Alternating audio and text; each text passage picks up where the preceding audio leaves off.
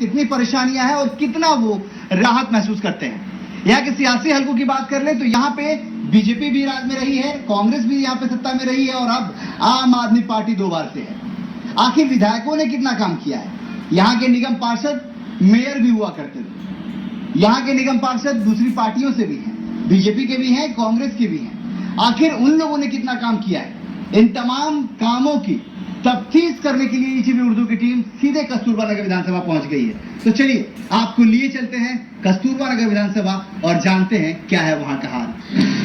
दिल्ली दिल्ली दिल्ली दिल्ली दिल्ली दिल्ली दिल्ली दिल्ली दिल्ली ने काफी सारे वादे दिए थे, जैसे बिजली सस्ती हो जाएगी, 24 आवर्स बिजली आज तक पूरे दिल्ली में कहीं नहीं है। फिर पानी का जहाँ पर मामला है, सप्लाई का पानी अगर देखोगे पीने लायक नहीं है, गंदगी आज भी वैसे ही है। लेडीज की अपने ऊपर होती है, ये थोड़ी ना कि दूसरे जो आएंगे आगे तभी आप सिक्योर होंगी।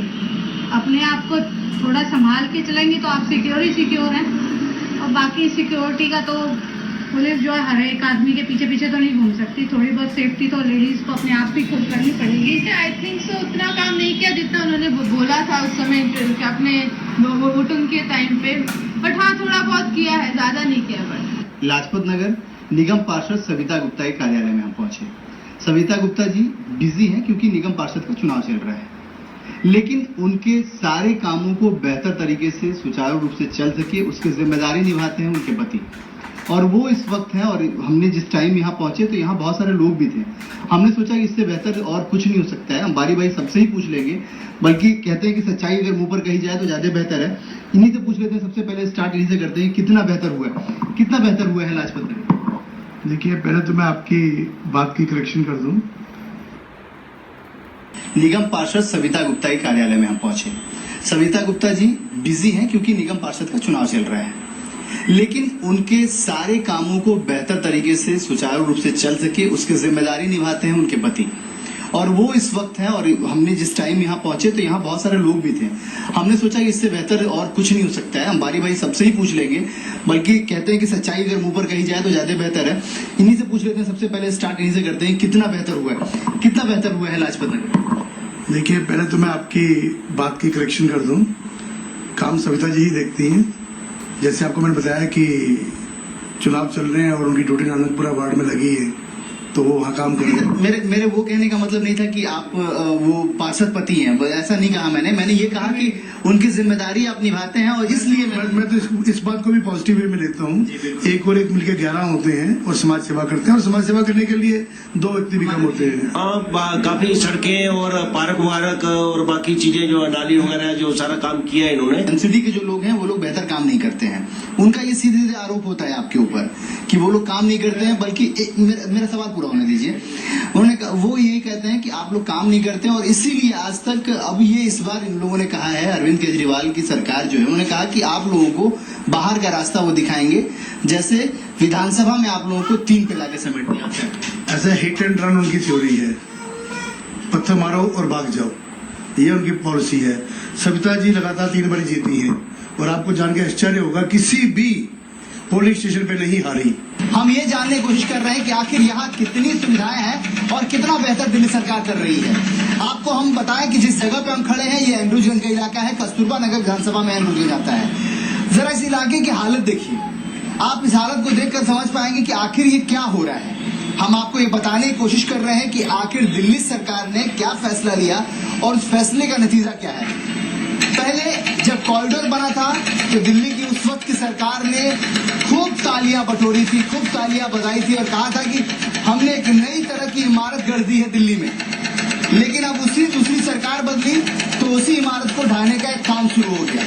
मतलब ये कि कॉरिडोर को समाप्त किया जा रहा है। आप देखिए किस तरीके से कॉरिडोर यहाँ पे तोड़ा जा रहा है, और उसकी वजह से यहाँ लंबी ट्रैफिक जाम लग रही है, क्योंकि दिल्ली सरकार को इससे फर्क नहीं पड़ता है कि आम लोगों की दिक्कतें क्या है, आम लोगों को दिक्कतें और परेशानियां क्या हो रही हैं।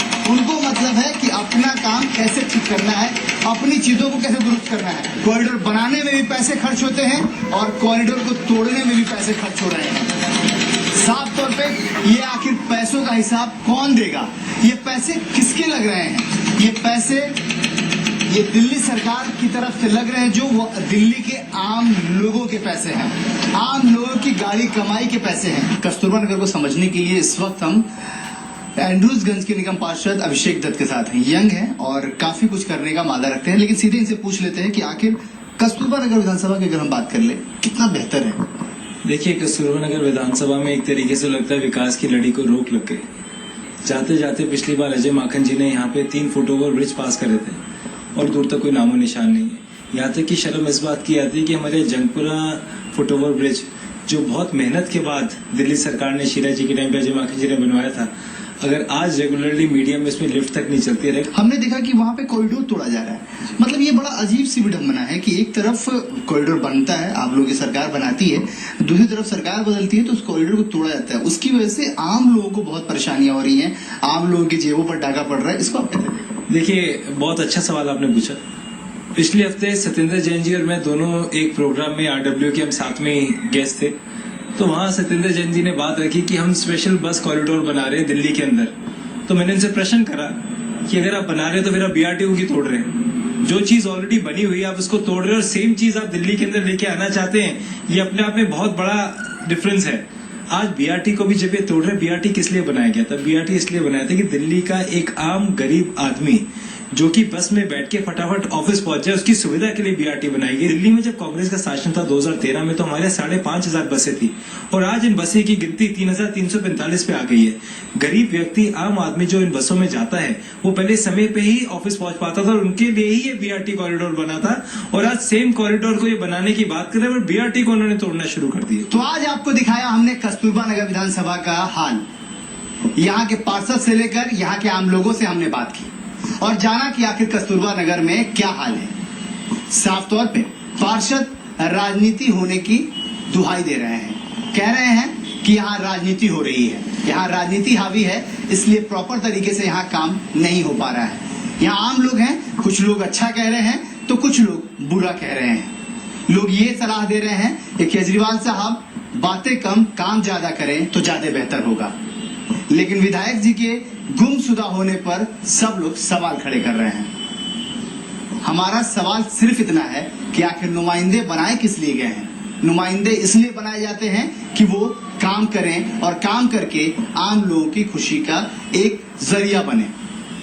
इस इलाके में कॉरिडोर एक सबसे बड़ा मुद्दा है, क्योंकि कॉरिडोर जब बना था तो हर तरफ वाहवाही हो रही थी, लेकिन अब उसे तोड़ा जा रहा है। सरकारें बदलती हैं तो मंसूबे भी बदल जाते हैं, इसे देखकर साफ लगता है। लेकिन अब ये सवाल खड़ा होता है कि आखिर यहाँ के लोगों का दर्द और तकलीफ कौन दूर करेगा। कैमरामैन राहुल के साथ आशिफ इकबाल, ETV न्यूज, दिल्ली।